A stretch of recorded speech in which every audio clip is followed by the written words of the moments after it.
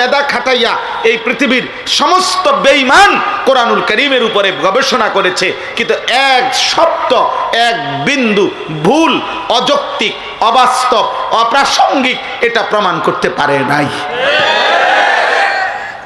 অতএব এটাই সত্য, এখানে যেটা বলছে এটাই হবে। কোনটা হবে? এটাই। কোরআন যেটা বলেছে সেটাই হবে। নেতা যেটা বলছে এটা হবে না, কর্মী যেটা বলছে এটা হবে না, দল যেটা বলছে এটা হবে না। কথা কথা লড়সড় হয়ে যায়।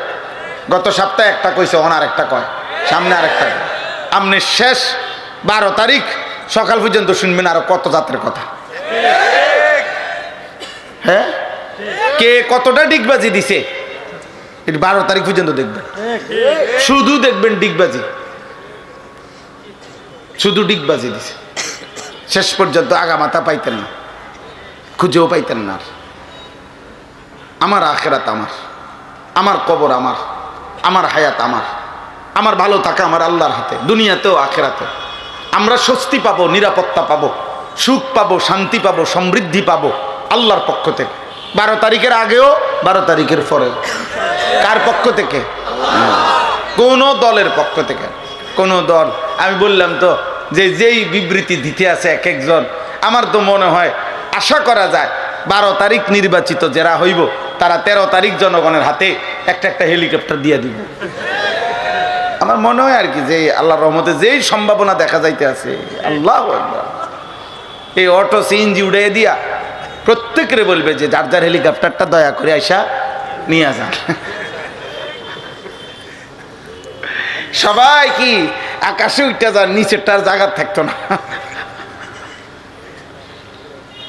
দুনিয়া ধোকা, দুনিয়া কি ধোকা, ধোকা, ধোকা। ওয়ামাল হায়াতুদ দুনিয়া ইল্লা মাতাউল গুরুর।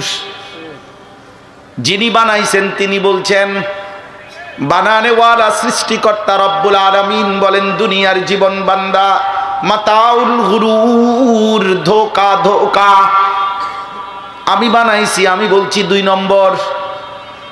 আমি আল্লাহ বানাইছি, আমি বলছি এটা 6 নম্বর। আমি বলছি এটা আসল না। ওমা হাদিহিল হায়াতুদ দুনিয়া ইল্লা লাহবুন ওয়া লাইব। আল্লাহ বলে বান্দা দুনিয়ার জীবন আর কিছুই নয়, শুধুই তামাশা, শুধুই খেলাধুলা। ওয়া ইন্নাদ দারাল আখিরাতা লাহিয়াল হায়াওয়ান। আখিরাতের ঘর জান্নাত হচ্ছে সেটাই জীবন। লাউ কানু ইয়ালামুন। আহা যদি বান্দারা বুঝতো।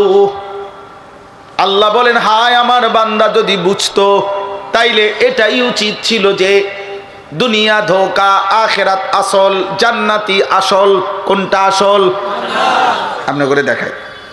আরো একটা জিনিস দেখেন, সূরা কাসাস, এটা কোন পারা? কোন কত?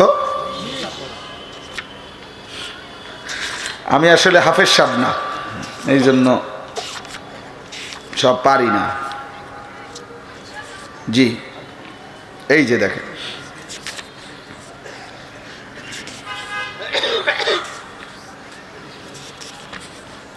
এখানে শুনে ওই যে কারুনের ঘটনা আপনারা জানেন না? মুসা আলাইহিস সালামের জামানার আল্লাহ তাআলা বলছেন এই কারুনের ঘটনা আছে সূরা কাসাসের মধ্যে, 20 নম্বর পারা 28 নম্বর সূরা। তো ওইখানে আছে যে কারুন, সে আল্লাহ তাআলা বলছেন আমি তাকে এই পরিমাণ সম্পদ দিয়েছি, মা ইন্না মাফাতিহাহু লাতানু বিল উসবাতি উলিল কুওয়া। আমি আল্লাহ কারুনকে এত সম্পদ দিয়েছি যে সেই সম্পদের যে ধনভাণ্ডারের চাবির বোঝা বহন করতে গিয়ে 70 জন তাগড়া শক্তিশালী যুবকের পিঠ বাঁকা হয়ে যায়। মূল তাফসীর হলো এটা, শক্তিশালী যুবক। আর ইসরায়েলি মানে ইহুদি রিওয়ায়াত হলো 70টা উট, কিন্তু বিশুদ্ধ তাফসীর হলো 70 জন যুবক। আচ্ছা, তো এই 70 জন যুবকের পিঠ বাঁকা হয়ে যেত চাবির বোঝা বহন করতে গিয়ে। আল্লাহ তাআলা বলেন এই পরিমাণ সম্পদ আমি কারুনকে দিয়েছি। দিয়ে আল্লাহ কারুনকে 4টা কাজ করতে বলছে সমস্ত সম্পদের দ্বারা। আল্লাহ বলছেন তোমার কাছে আমি 4টা জিনিস চাই। এক, ওয়াবতাগি ফিমা আতাকাল্লাহুদ দারাল আখিরা, সমস্ত সম্পদ উপার্জন দ্বারা প্রথম তুমি আখিরাতের ঘর জান্নাত তালাশ করো। কি তালাশ করো? 2, ওয়ালা তানসা নাসিবাকা মিনাদ দুনিয়া, তোমার দুনিয়ার বৈধ হালাল প্রয়োজন ভুলে যেও না, দুনিয়ার হালাল প্রয়োজন পূরণ করো। 3, ওয়া আহসিন কামা আহসানাল্লাহু ইলাইকা, আমি যেমন তোমাকে অনুগ্রহ করে অনেক সম্পদ দিয়েছি, যাদেরকে আমি আল্লাহ দেই নাই তুমি তাদেরকে সাদাকা করো, দান করো। 4, ওয়ালা তাবগিল ফাসাদা ফিল আরদ, কোন অবস্থাতে একটা সম্পদের একটা কানা করি দ্বারা গুনাহ হইতে পারে, নাফরমানি হইতে পারে, জমিনে বিশৃঙ্খলা হইতে পারে, আল্লাহর অবাধ্যতা হইতে পারে, এমন কাজ করো না। একটা টাকা দিও না। আল্লাহ বলেন এই 4টা কাজ।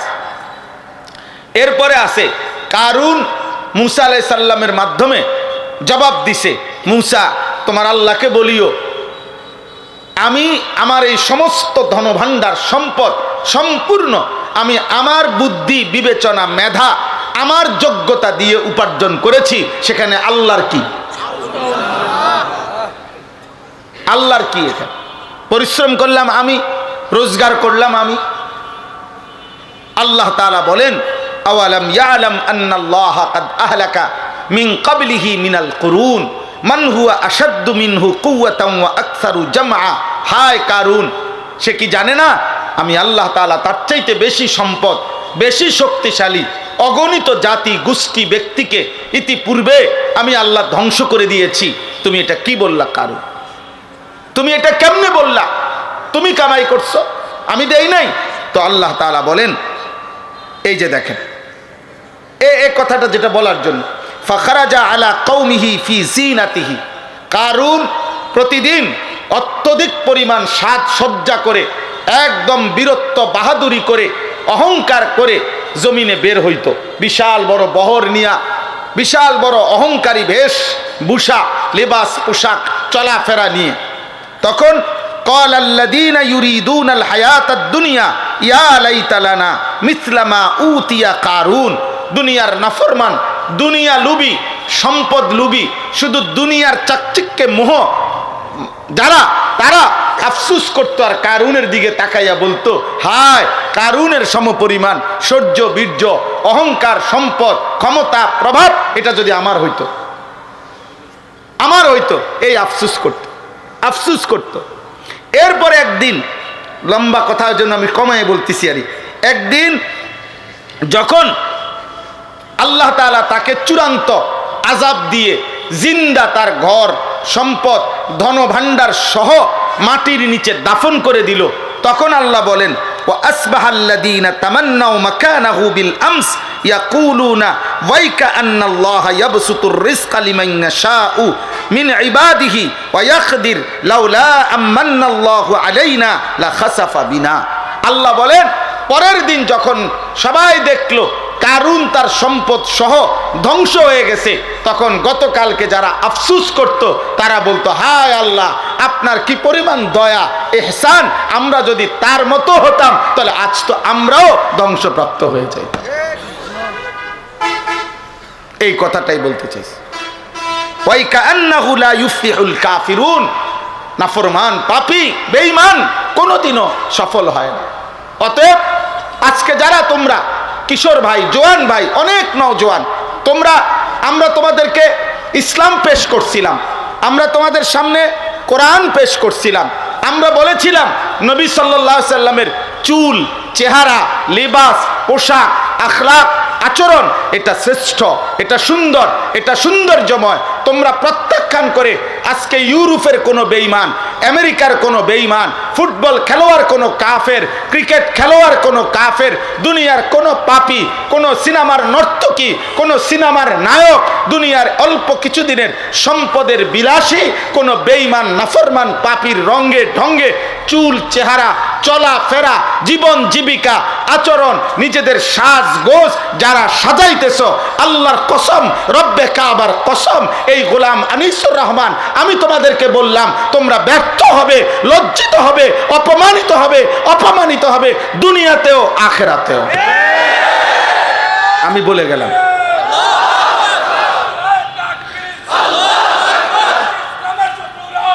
আমার এই কথা তোমরা মনে রাখো আব্বা,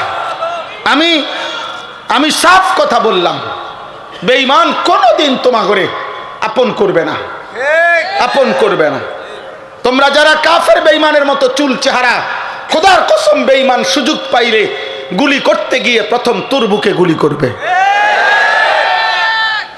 ছেড়ে দেবেন আব্বা।